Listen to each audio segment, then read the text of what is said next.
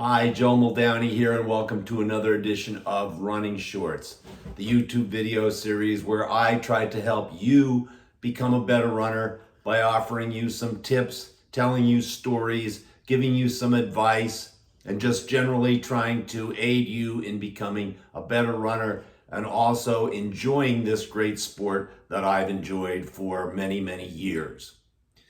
If you like these videos, please hit that like button below. It really helps us. And if you would like to share these videos with others, hit that share button. And then, of course, if you haven't already done so, subscribe to the channel and you will receive these videos every week. And I guarantee you that you're going to learn some things and that what we talk about on these videos will, again, help you become a better runner and help you enjoy this sport that really is a very, very enjoyable sport. So let's dive right into this week's video. And I would be remiss if, when approaching the middle of April, I did not address really one of my favorite topics, and that is Marathon Monday coming up this Monday, April 16th, 2024, the center of the running universe, the World Series, the Super Bowl, Wimbledon, the Masters Tournament, the Kentucky Derby, whatever comparison you would like to make. The Boston Marathon is it. The Boston Marathon is the oldest marathon in the world. It's got such a rich history, and I just don't have enough time to cover all that history. I cover it in my book, Personal Best. I've talked about it in newspaper articles that I've written for my hometown newspaper, the Republican Herald. In fact, I just wrote one at the beginning of this month covering some of the history of the Boston Marathon. But since 1896, when just a handful of runners wearing bowling shoes participated in a race that at that time was about 24 miles from Ashland, Massachusetts, into the city of Boston, right up until 2024, the Boston Marathon has been continuously run and just has the most storied history of really any marathon in the world. I was very fortunate to have run the Boston Marathon spanning 5 decades. My first Boston Marathon was in 1978. My last was in 2013, the year of the bombing at the Boston Marathon. And at that time, I had hoped to be able to run more Boston Marathons, but my knee injury got worse, finally ending in a total knee replacement. So there will be no more Boston Marathon participation times for me, or no more of those participation medals that you receive that you earn, I should say, when you cross that finish line. But that's okay. I still enjoy watching the Boston Marathon. I enjoy coaching runners whose goal it is to run the Boston Marathon someday. And again, to me, there are a lot of great races out there, a lot of great marathons. New York City ranks right up there, Chicago, Berlin, Tokyo. There are many. But to me, for a variety of reasons, the Boston Marathon is the premier marathon in the entire world. Why is it Marathon Monday? Well, who runs a race on a Monday? Well, in the states of Massachusetts and Maine, they celebrate Patriots Day, a commemoration of the battles of Lexington and Concord, which were the first battles of the Revolutionary War, in which the brave patriots stood up against the mighty British Army and began the process of defeating that army.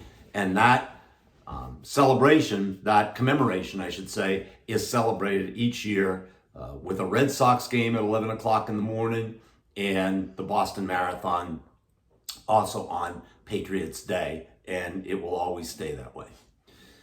Marathon begins out in the little village of Hopkinton, where there's a sign that says it all starts here, because it does all start there. 26.2 miles of the Boston Marathon. Oh, the village of Hopkinton is about 7,000 has a population, I should say, of about 7,000 or so people, except on marathon day when that population just simply swells with this year 20 to 25,000 runners that are anticipated to be running in the Boston Marathon. Very unique in the sense that you must qualify for the Boston Marathon. Pretty much so. There was a time when you must qualify for the Boston Marathon. They simply, the rural roads beginning in Hopkinton simply cannot handle many more runners. Although in 1996, the 100th anniversary of Boston, which I was again privileged to be a part of. In fact, in that year in 1996, a team, my good friend John Osherman and two others, we ran together as a team in the over 40 division, the Masters division, and we were fortunate enough to win the Masters division in that year's race. As I think I mentioned, I have been fortunate enough, or maybe I didn't mention, to run 16 Boston Marathons, again spanning 5 decades. And of all the awards that I've received over the years, they used to give, I don't think they do anymore, they used to give the top 100 medals. I have 2 of them. Even although my best time of 2:22:54 in the marathon event occurred at Boston in 1983, the day that Joan Benoit, the one of the greatest women runners of all time, wound up finishing 9 seconds ahead of me. And at that time, I just could not believe that a woman could run that fast. Again, women's sports were just not nearly given as much attention as they are given today, and rightfully so. But the 2:22:54 that I ran didn't even earn me the top 100 that year. There were that many good runners. There just weren't that many marathons around to spread the people out. So all the good runners ran Boston.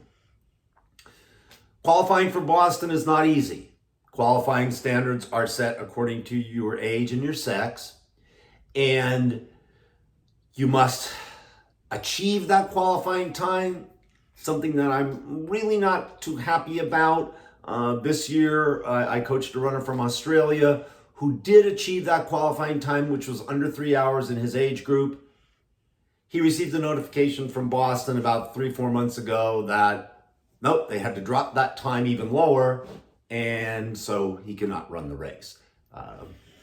Kind of wish that wouldn't happen, but again, the organizers, I suppose, have their valid reasons for doing that. You may also run Boston without qualifying if you sign up for one of their sponsored charities, in which you have to raise quite a bit of money. But again, this money does go toward good causes, and if you are able to do so, you are able to run the Boston Marathon. The course, the Boston Marathon course, is not for the faint of heart. A previous video, I used my phrase, do not let the genie out of the bottle in the marathon. Oh, that is so easy to do at Boston, because you are caught up in the crowd of runners. You are caught up in the spectator crowd, which I'll talk about in a minute. And the first 10 kilometers of Boston is practically all downhill. Rural road going through Hopkinton and down through Framingham and Natick, and it is fast. And if you go out too fast at Boston, you can kiss the rest of your race goodbye, because as you go through the other communities, as you go through Wellesley College at the exact halfway point of the race, right around 16 miles, you hit the Newton Hills. And the last of those Newton Hills is called Heartbreak Hill. It's not that great of a hill if you've run hills in your running career. However, it comes at around 19 to 21 miles. And if you run too fast at the beginning, that hill seems like Mount Everest, and it is very difficult and coming down on the other side of that hill, Commonwealth Avenue, into the city of Boston itself, you can be in a world of pain. Not only is this just an iconic race, but it's iconic because of the crowd. One of my great dreams, because I always ran the race being competitive, trying to achieve a certain time, I always wanted to run it someday just kind of as a jog and just really enjoy the crowd. It is indescribable. You just have people from the beginning of the race offering water, orange slices. People have cases and cases of bottled water on their front lawns in the rural areas outside of Boston. And then as you get to the Newton Hills, particularly Heartbreak Hill, the crowd just swells. And it's just maybe 10, 15, 20 deep on either side. You wind up passing Fenway Park, the famous Citgo sign outside of the fence at Fenway Park. You wind up passing Fenway Park with exactly 1 mile to go in the race. And it often coincides with the Red Sox game ending around that time. So now it swells, the crowd swells by another 25,000 spectators. And you have a mile to go. And it just boosts your confidence. It actually, gives you goosebumps down your back to just have this crowd support. Then I actually have a T-shirt that says this, that I picked up at Boston the one year.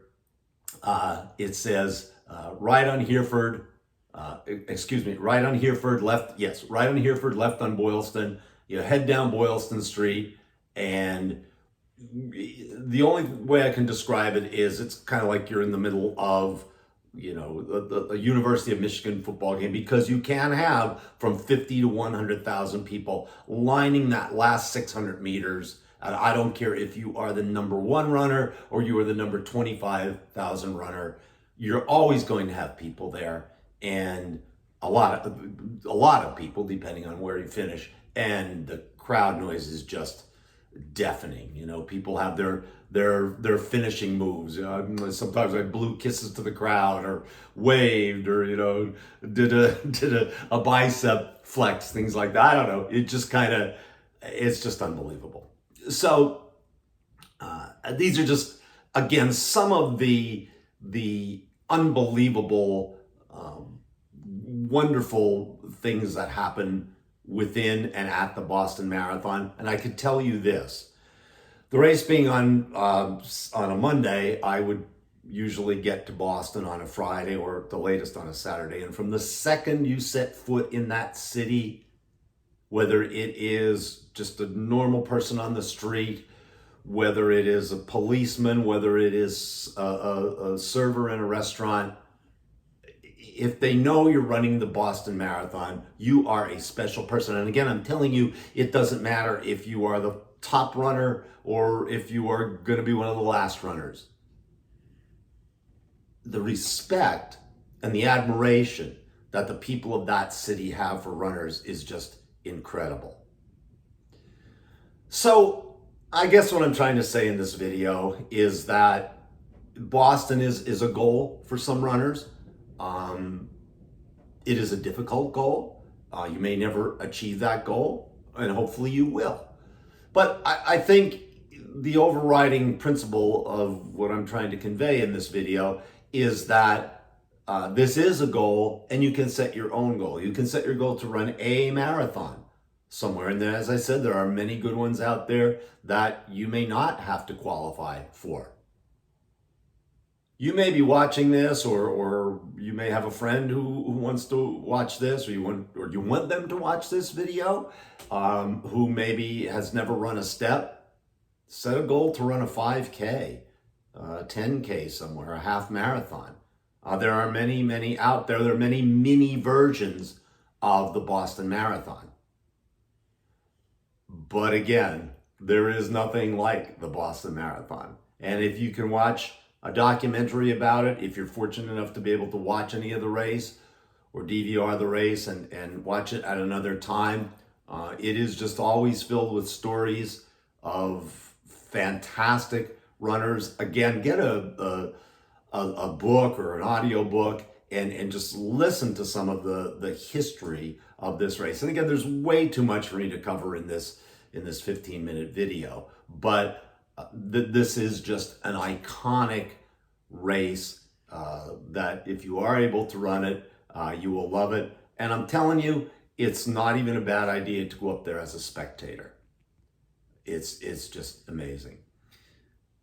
One final thing, not to end on a sad note, but again, as I mentioned, I did run the 2013 race, and I was able to come in before the bombings occurred. My wife and I were sitting in a place called Legal Seafood. I had ordered a Guinness beer, which just settles my stomach after a marathon. And very nice server came over, and we heard a concussion, and the server said, "Is that thunder?" I said, "It can't be. It's just a beautiful day outside." Sirens then went off. We were evacuated from the building, kind of followed the crowd down to the subway, and we really didn't know what had happened until we had gone down to the north end, up I guess I should say, to the north end of Boston, and with other runners, we found out what happened. But again, the support of the city of Boston, the fact that many of those who were injured, and sadly the 3 folks who were killed, they really didn't, have a runner in the race. They were just there to watch the marathon, which thousands upon thousands of people do. Tragedy occurred, and the support from the city of Boston, from all around the country, was just incredible. And the Boston Marathon goes on, and again, it is just an iconic race. So I guess not a whole lot of advice in this video, just kind of a reminiscing, but I just think, as I said, we are unique as runners in the sense that we have our own World Series. And it's not just a limited number of people who can participate in that. It is a vast World Series called the Boston Marathon. And I guess as runners, we should just appreciate it. I do. I'm sure you do as a runner. And it is just something that is unique to our sport and wonderful for our sport. Joe Muldowney, I will see you on the next Running Shorts video. Keep running, get out there, tell a friend about running, and keep enjoying your training and your racing.